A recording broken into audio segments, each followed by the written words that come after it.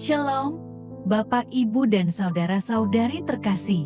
Salam sejahtera, salam damai beserta Yesus Kristus. Marilah kita membaca, mendengarkan, dan merenungkan sejenak firman Allah.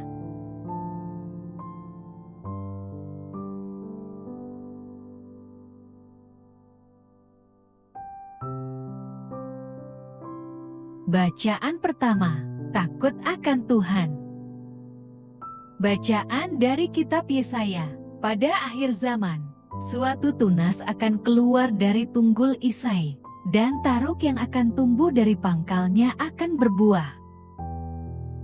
Roh Tuhan akan ada padanya, roh hikmat dan pengertian, roh nasihat dan keperkasaan, roh pengenalan dan takut akan Tuhan.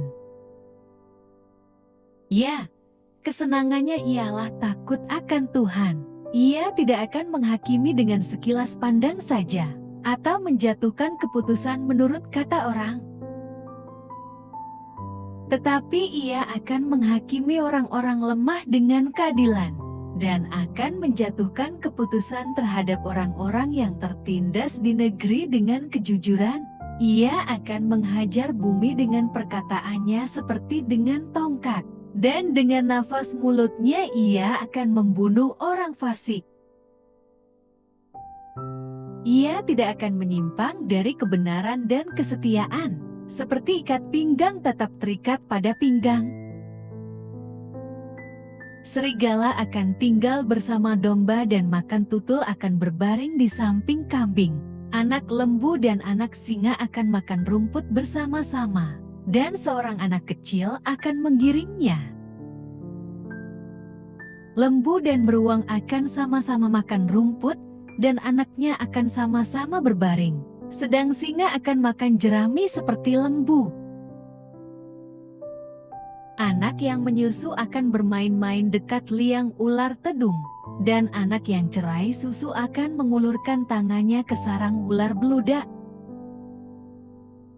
Tidak ada yang akan berbuat jahat atau yang berlaku busuk di seluruh gunungku yang kudus. Sebab seluruh bumi penuh dengan pengenalan akan Tuhan, seperti air laut yang menutupi dasarnya. Maka pada waktu itu taruk dari pangkal Isai akan berdiri sebagai panji-panji bagi bangsa-bangsa.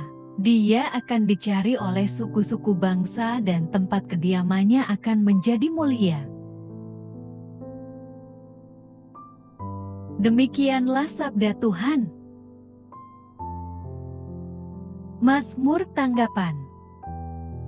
Kiranya ia mengadili umatmu dengan keadilan dan orang-orangmu yang tertindas dengan hukum. Kiranya keadilan berkembang dalam zamannya dan damai sejahtera berlimpah, sampai tidak ada lagi bulan. Kiranya ia memerintah dari laut ke laut, dari sungai Efrat sampai ke ujung bumi. Sebab ia akan melepaskan orang miskin yang berteriak minta tolong, orang yang tertindas, dan orang yang tidak punya penolong. Ia akan sayang kepada orang lemah dan orang miskin. Ia akan menyelamatkan nyawa orang miskin.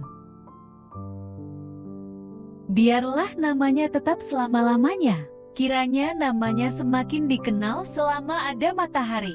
Kiranya segala bangsa saling memberkati dengan namanya, dan menyebut dia berbahagia. Tuhan pasti datang, ia datang dengan megah dan mata para hambanya akan berseri-seri.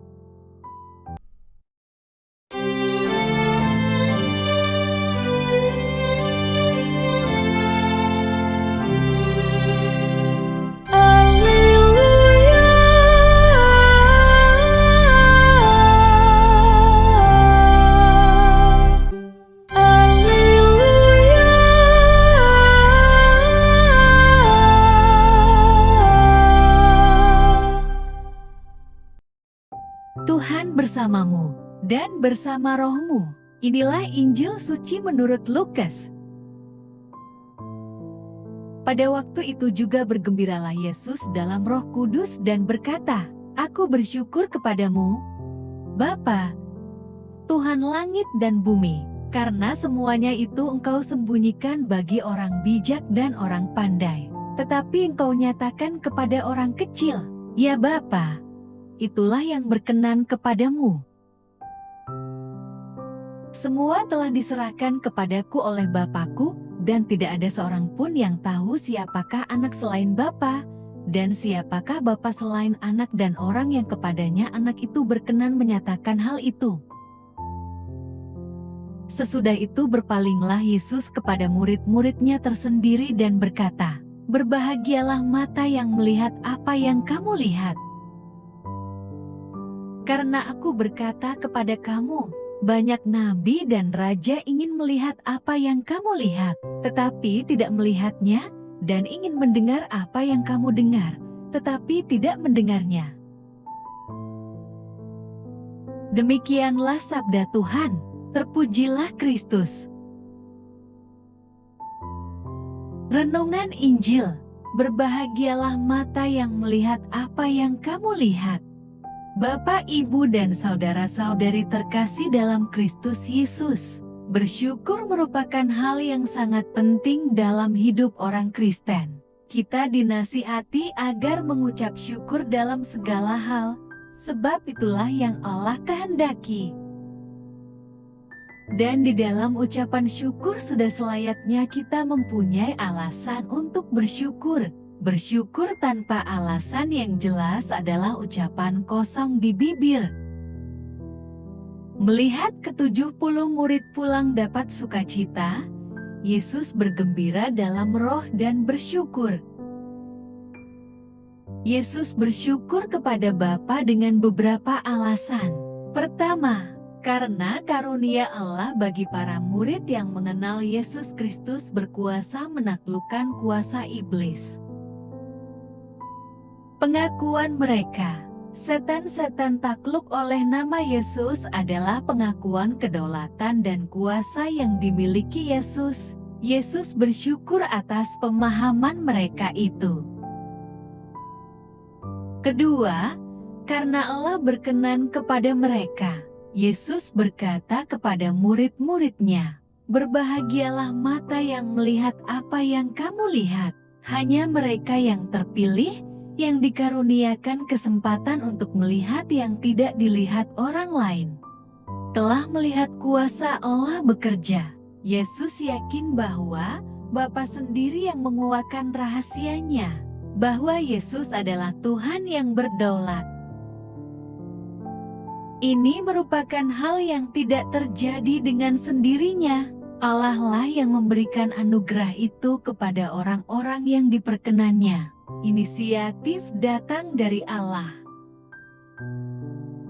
Bapak, Ibu, dan saudara-saudari terkasih, bersyukur adalah tindakan yang muncul dari dalam diri seseorang. Karena mengalami pekerjaan Tuhan dan anugerahnya. Tindakan syukur ini nyata dalam bentuk pengakuan atas kuasa dan kedaulatan Tuhan atas segala perkara. Jadi, jangan asal bersyukur, bersyukurlah karena kita telah melihat bahwa Yesus adalah Tuhan yang berdaulat dan berkuasa atas hidup kita.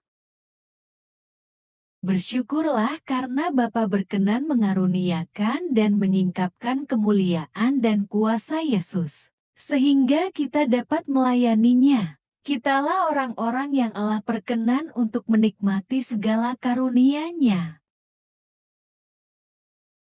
Marilah berdoa. Tuhan, berilah kami karunia pengertian untuk memahami-Mu lebih dalam lagi. Dalam nama Bapa dan Putra, dan Roh Kudus. Amin. Terima kasih sudah mendengarkan dan merenungkan firman Allah. Jangan lupa subscribe, dan jangan lupa juga aktifkan loncengnya. Terima kasih, Tuhan Yesus memberkati.